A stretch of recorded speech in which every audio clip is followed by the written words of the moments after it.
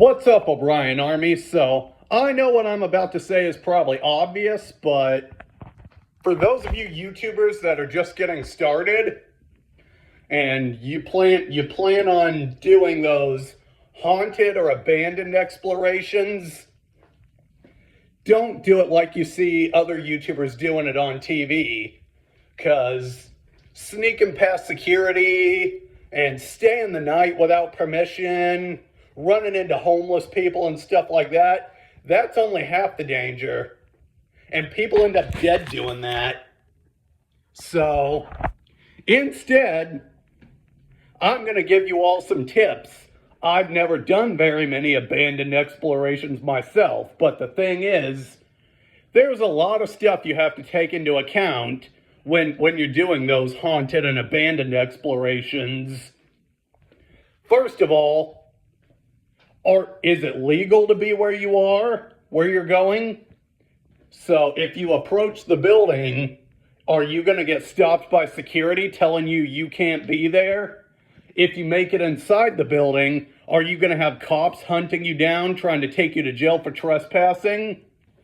Do you have to have permission to be where you are?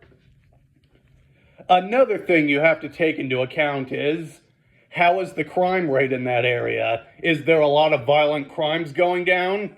Because in places like that, your chances of being a victim are pretty much 50% higher than they already were. Also, that's not the only thing you have to take into account, because there can be hobos, there can be tweakers, and there can be squatters in there that have weapons that could actually attack you, maybe even while you're sleeping if you're spending the night there and doing that overnight challenge. So, the next thing I want to go over with you regards your health. So, you have to think about it. Is there mold or asbestos in the building? Is the building falling apart? Are there rats? Are there mice? Are there bed bugs, spiders, snakes? Are there wild animals in the area that could attack you? Things like that you got to think about most of all. Also, what else was I going to say? Oh yeah, if you're going to do these abandoned explorations, you actually have to bring somebody with you, like one or two friends, maybe more, because there's safety in numbers. It's true. Because if something happens while you're there and you're by yourself, things tend to go pretty sideways. It's always best that you bring somebody with you when you do those exploration videos. It's very unwise to do them alone. Plus, if you have a couple of people with you, you've got more witnesses if something hits the fan. Think about that.